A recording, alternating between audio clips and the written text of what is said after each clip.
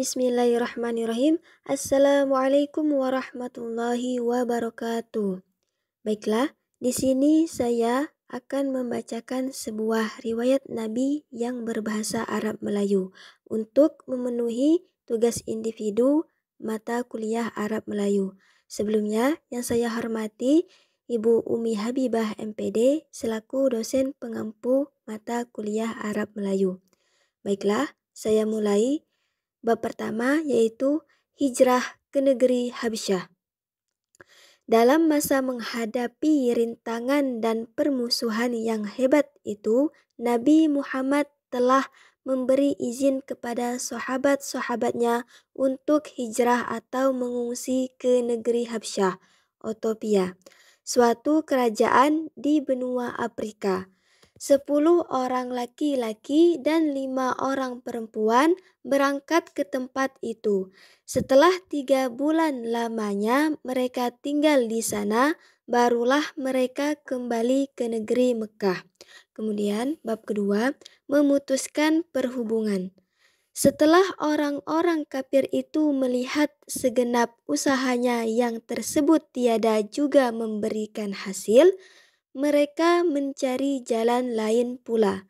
Nabi Muhammad dan sahabat-sahabat serta keluarga mereka yang berpihak kepadanya diikat dan dipisahkan pada suatu tempat. Segala perhubungan diputuskan dan tiada akan dilakukan damai sebelum mereka suka menyerahkan Nabi Muhammad untuk dibunuh. Pemboikotan berjalan sampai mereka memakan daun-daun kayu karena ketiadaan makanan. Percobaan yang hebat ini dihadapi mereka dengan hati yang tabah. Tiada seorang pun yang mundur dari agamanya. Sampai akhirnya orang-orang kafir itu sendiri yang membatalkan pemboikotan itu. Kemudian bab selanjutnya, hijrah lagi ke negeri Habsyah. Selama pemboikotan tersebut, Nabi Muhammad menyuruh sahabat-sahabatnya hijrah ke negeri Habsyah untuk meringankan penderitaan mereka. 83 orang laki-laki dan 18 orang perempuan telah berangkat dengan dikepalai oleh Ja'far, anak Abu Thalib. Di sana mereka diterima dengan baik oleh An-Najasyi, Raja Habsyah. Waktu kejadian itu diketahui oleh orang-orang kafir Mekah, mereka lalu mengutus 2 orang menghadap Raja Habsyah, meminta supaya orang-orang tersebut dikembalikan. Tetapi permintaan itu ditolak setelah mendengar keterangan Ja'far tentang sebab-sebab kedatangan mereka. Kemudian, bab selanjutnya, keterangan Ja'far tentang Nabi Muhammad dan Islam. Di hadapan Raja Habsyah, Ja'far memberikan keterangan tentang hal Nabi Muhammad dan agama Islam.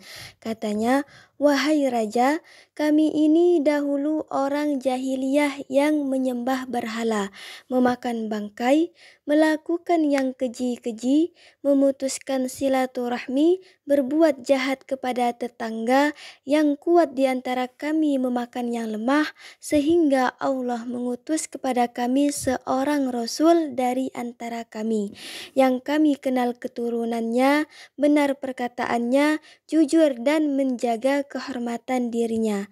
Diajaknya kami mengesahkan dan menyembah Allah, serta mencabut batu-batu dan berhala-berhala yang kami sembah.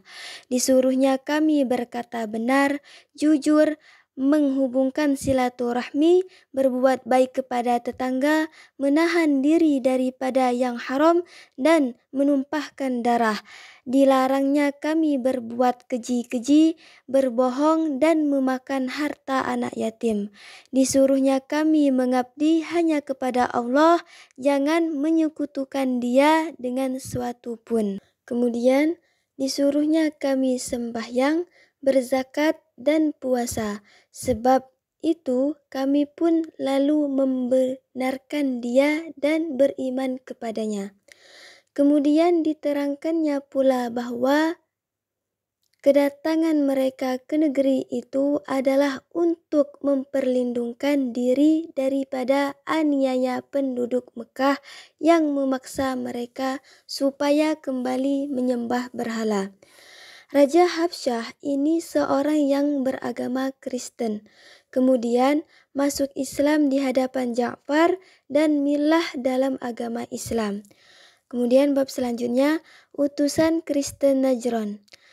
Ketika orang-orang Kristen penduduk Najran di tanah Yaman mendengar berita tentang hal Nabi Muhammad dan agama Islam, mereka lalu mengutus 20 orang datang menjumpainya ke negeri Mekah. Semuanya lalu beriman dan setelah mendengar ayat-ayat Al-Quran dan keterangan tentang kebenaran dan kesucian agama Islam, mereka kembali ke negerinya. Baik, mungkin hanya ini yang bisa saya bacakan. Selebihnya saya mohon maaf. Saya akhiri, wabillahi taufiq wal hidayah. Wassalamualaikum warahmatullahi wabarakatuh.